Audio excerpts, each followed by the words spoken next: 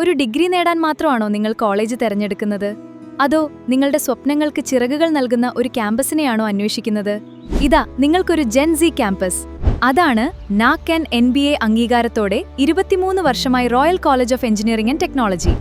Artificial intelligence and data science, computer science with cyber security, electronics and communication, mechanical, civil engineering കോഴ്സുകളിലേക്കും BCA artificial intelligence, BCA cyber security, BBA aviations, BBA logistics എന്നീ കോഴ്സുകളിലേക്കും admission ആരംഭിച്ചിരിക്കുന്നു. Merit അലോട്ട്മെന്റിന് ആദ്യ ഓപ്ഷനായി Royal College select ചെയ്യൂ.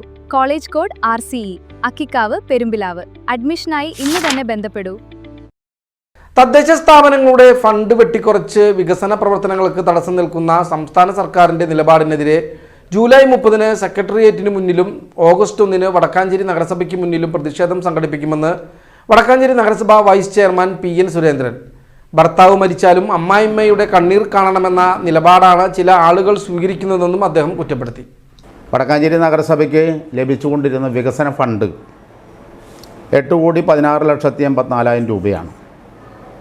SC വിഹിതമായി 3,83,75,000 രൂപയാണ്. ഇതിൽ നിന്ന് വികസന ഫണ്ടിൽ നിന്ന് 5,73,33,000 രൂപ ഗവൺമെൻറ് വെട്ടിക്കുറച്ചു.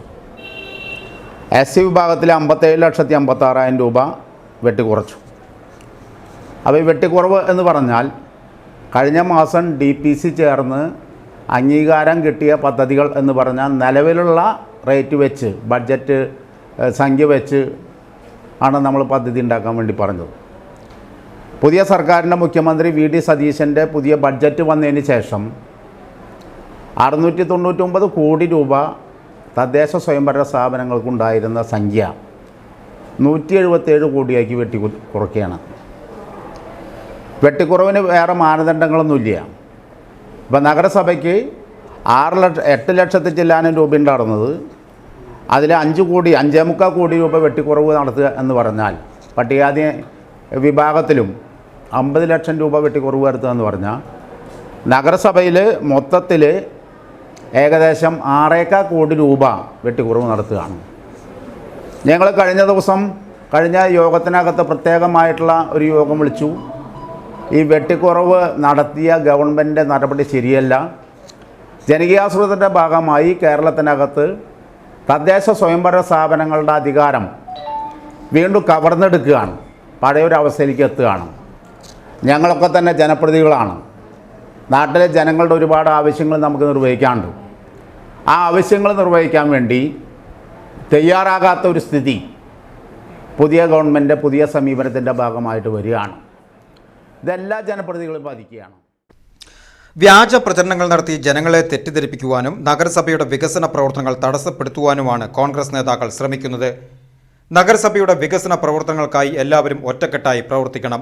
വലിയ സാമ്പത്തിക പ്രതിസന്ധിയാണ് നഗരസഭയിൽ ഉടലെടുത്തിരിക്കുന്നത്. 3,300ഓളം വരുന്ന സ്ത്രീ സുരക്ഷാ പെൻഷൻ മുടങ്ങിക്കിടക്കുകയാണ്. വികസന പ്രവർത്തനങ്ങൾ നടത്തരുത് എന്ന കാഴ്ചപ്പാടിലാണ് ചില ആളുകൾ. ഇതിനെതിരെ ശക്തമായ പ്രതിഷേധം രേഖപ്പെടുത്തുന്നുവെന്നും ജൂലൈ 30-ന് സർക്കാർ നയങ്ങൾക്കെതിരെ സെക്രട്ടേറിയറ്റിന് മുന്നിലും ഓഗസ്റ്റ് 1-ന് വടക്കാഞ്ചേരി നഗരസഭയ്ക്ക് മുന്നിലും ആയിരങ്ങൾ അണിനിരക്കുന്ന പ്രതിഷേധം സംഘടിപ്പിക്കുമെന്നും അദ്ദേഹം വ്യക്തമാക്കി.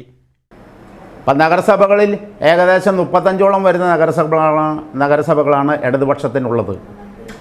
ബാക്കി ഏകദേശം 50ഓളം വരുന്ന നഗരസഭകൾ കോൺഗ്രസ്, UDF-ൻ്റെ, മുസ്ലിം ലീഗ് ഉൾപ്പെടെയുള്ള കക്ഷികളുടെ നഗരസഭകളാണ്. അവരുകൂടി ആവശ്യപ്പെടുക.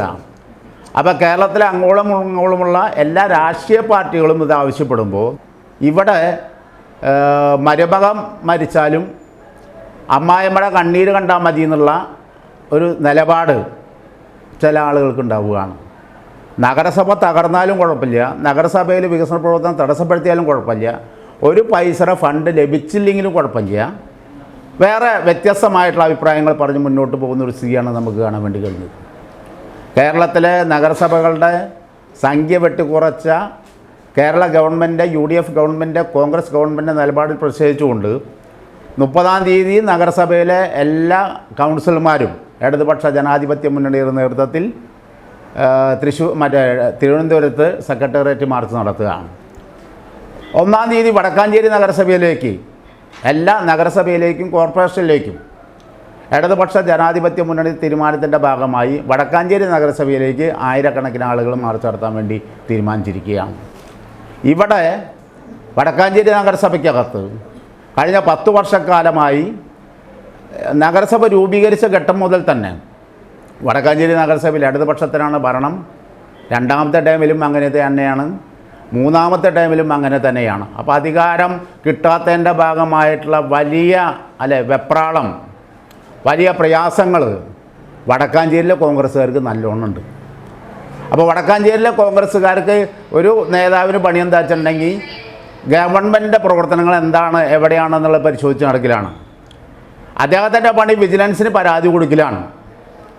വികസന പ്രവർത്തനങ്ങൾ നടന്ന സ്ഥലത്ത് ചെല്ലുക, ഒരു ബൈറ്റ് കൊടുക്കുക, വിജിലൻസിന് പരാതി കൊടുത്തിട്ടുണ്ടെന്ന് പറയുക, അന്വേഷിച്ചോട്ടെ, അന്വേഷിച്ചിട്ട് ഒരു കുഴപ്പമില്ല. പക്ഷേ ഈ അന്വേഷണാത്മകമായിട്ടുള്ള രീതിയിലേക്ക് നീങ്ങിക്കൊണ്ടിരിക്കുകയാണ്. ക്രിയാത്മകമായിട്ടുള്ള നിലപാടുകൾ സ്വീകരിച്ചുകൊണ്ട് മുന്നോട്ട് പോകുന്നൊരു സ്ഥിതി നമുക്ക് കാണാൻ വേണ്ടി കഴിയുന്നില്ല. വടക്കാഞ്ചേരി നഗരസഭയിലെ പ്രവർത്തനവുമായി ബന്ധപ്പെട്ടുകൊണ്ട് ഏതെങ്കിലും ഒരു യോഗത്തിനകത്ത് ഡിസെൻഡിങ് എഴുതാത്ത ഒരു യോഗം പോലും ഇവിടെ ഇല്ല. വികസന പ്രവർത്തനങ്ങളെ എങ്ങനെ തടസ്സപ്പെടുത്താം, എങ്ങനെ ഇല്ലാതാക്കാം, ആളുകളെ തെറ്റായ രീതിയിലുള്ള പ്രചാരണം കൊടുത്ത്, വ്യാജ പ്രചാരണങ്ങൾ കൊടുത്തുകൊണ്ട് ജനങ്ങളെ തെറ്റിദ്ധരിപ്പിക്കാനും ആ തെറ്റിദ്ധാരണയുടെ ഭാഗമായിട്ടുള്ള പുതിയൊരു സംഭവം ഉണ്ടാക്കുക എന്നുള്ള കാഴ്ചപ്പാടാണ് വടക്കാഞ്ചേരി നഗരസഭയിലെ കോൺഗ്രസിൻ്റെ നേതാക്കന്മാർക്കുള്ളത് എന്ന് നമുക്ക് മനസ്സിലാക്കാൻ വേണ്ടി കഴിയുകയാണ്.